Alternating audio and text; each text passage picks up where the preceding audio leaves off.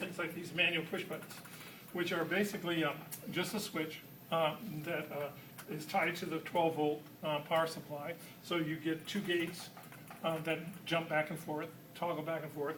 Or if you plug something else into this jack, it will replace the gate with that signal. So you can push the signal to different places.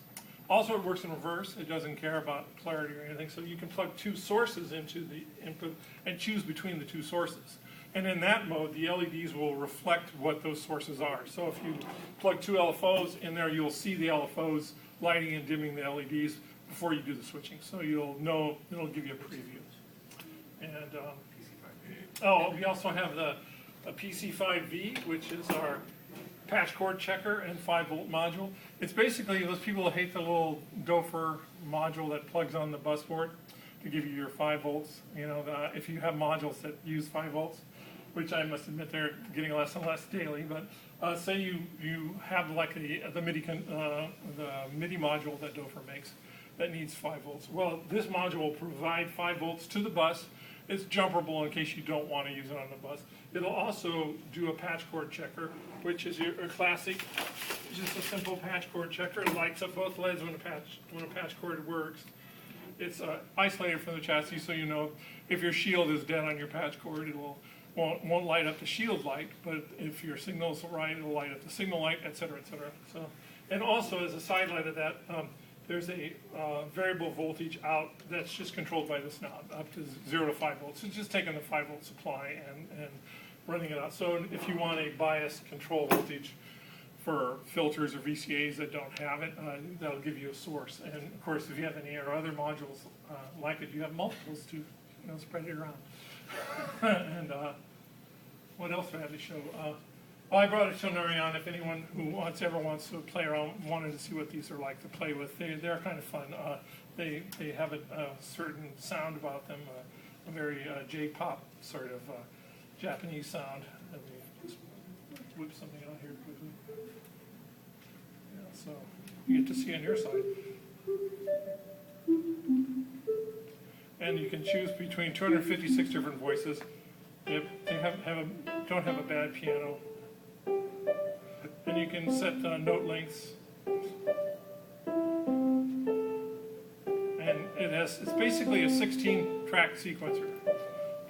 Each row on the dial I choose is a different sequence. There's some funny modes too, like this will do chords. This one here, oops.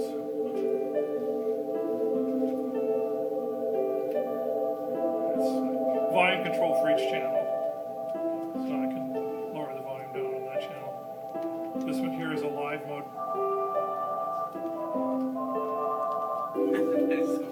And you can, if you go down farther, it's timed for whatever the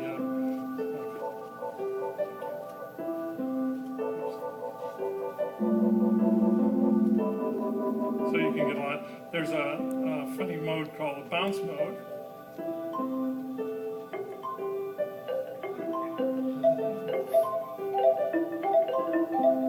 Yeah, sorry for those sort of things. Figure that one out. This one here is a program mode where you can play a tune into or do something like that, and it will do it. And you have controls over the length of each sequence. You have control over the duration of the whole sequence by itself, by each different. Let me find it. It's been a while since I used the mode. Oh, that's right, because that one doesn't have that mode. Yeah. So you can say, for instance, say I want to have this sequence last from there to there. So that changes the sequence. Anyway, it's a fun thing. The main thing that it has for it is that they do have a MIDI. It has a MIDI out, so you can run it as a 16-track MIDI sequencer to run anything else, and that's what I use it primarily. I usually plug it into, and I have another laptop that I run Reason on, and then you can plug it into Reason, and it basically works really good as a fast scratch pad for idea. You can, it has a memory card system that you can load in your own sounds, but they have to be under 2 seconds in length, and in fact, I think I have an Atari Game Boy sounds in this one. I forget what the last time I loaded a And basically, like, let's just. Oh, it's scaled and it defaults to a C major scale, so it's kind of impossible to not make something that works, which is part of the J-pop thing. You can make these real nice, yeah, happy music, real easy. So let's. Oh, and it'll do chords, of course, but.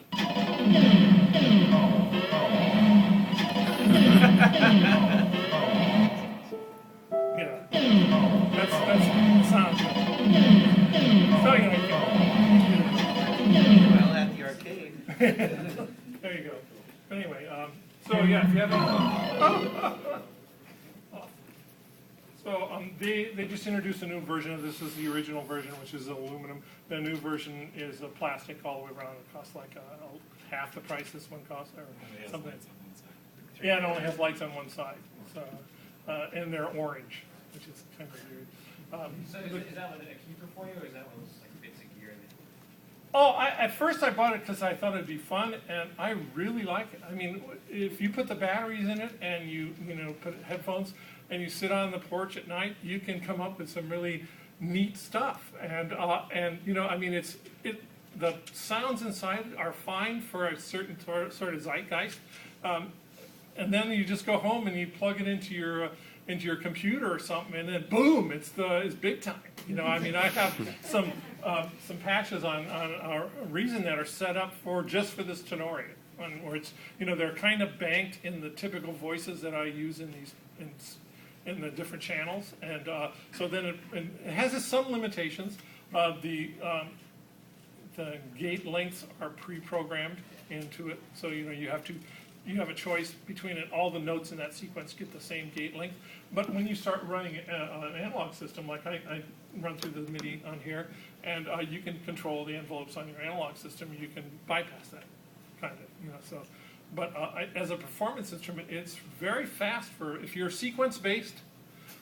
It's really super fast, and you can come up with some very interesting stuff, and you can chain those. It has a layer structure where you have the original sequence for each one of these layers. There's 16 layers of those that can be laid on top of that, so you can bounce between sets of 16 sequences. You can merge those into a song, so it plays by itself the whole time. It has drum sounds in it. It has. Oops. Let's see. I think this is. No, that's not it. It has. Yeah. So it has some sounds. And since it is grid based, it's fairly easy to set something up.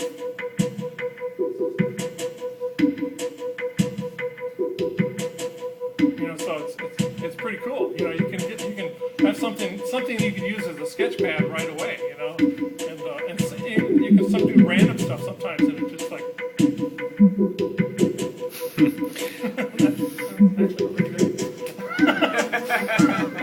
Oh, I have to save that one. No, anyway, they were frightfully expensive when they came out originally. I think they were like $1,200 or something like that. And I got this one in part of a trade for some gear. I think the new ones now are like $700 still. So they're not cheap machines. But for a 16-track portable sequencer, it's not bad. Yeah, especially with its own onboard sound. Yeah, that's the main thing is that, and like I said, it has 256 sounds you can choose from.